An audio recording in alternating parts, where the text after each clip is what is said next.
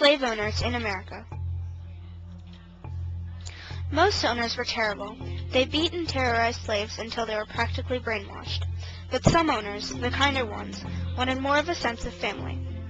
But regardless, all slaves were still held as slaves. They were never paid, and they were always treated like property. Most owners provided shabby log houses for the slaves to live in. These houses had no windows and a dirt floor. Most of the time, 10 to 12 people were forced to live together. Owners usually gave about 2 rungy meals a day. These meals had little or no nutrition. Slaves were given poor and almost non-existent clothing. Slaves were even brainwashed at church. Preaching was done by a slavery believer. He would whip me on one side till that was sore and full of blood, and then he would whip me on the other side till that was all tore up. She was so mad that she took over the head with the butt end of it, and the blood flew. It ran all down my back and dripped off my heels. Kind slave owners was a breed that was almost non-existent. These were the owners who gave their slaves proper food and housing and good work hours. Some of them even let their slaves run out special services, like this lady in the picture who's making food for other families. Sometimes this even allowed them to buy their own freedom.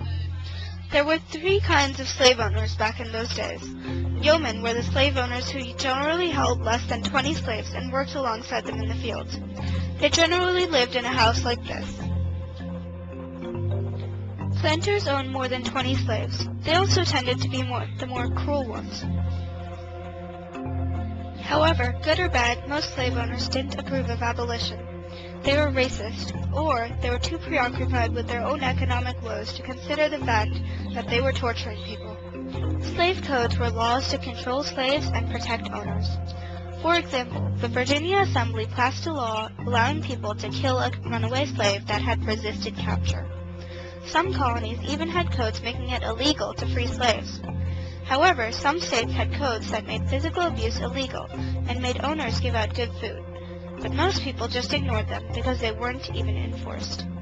After the war, many slave owners predicted that the South might lose. They decided to move to Texas, then not a part of the United States, in an effort to keep their slaves for just a bit longer. However, this strategy didn't work very well. After the Emancipation Proclamation was issued, soldiers marched in and told the slaves that they were now free. After the war, some slave owners didn't even have the decency to tell their slaves that they were now free people, keeping them in bondage. The Emancipation Proclamation in 1863 brought rage from old slave owners. In 1866, a group of white Tennesseers, mostly old slave owners, formed the Ku Klux Klan. This secret organization tried to prevent African Americans from getting civil rights. Wearing uniforms consisting of a white robe and hood, they murdered and attacked innocent people to get their message across. The KKK is still a major threat today, using cross burnings, beatings, and murders to terrorize Catholics, Jews, and other foreigners.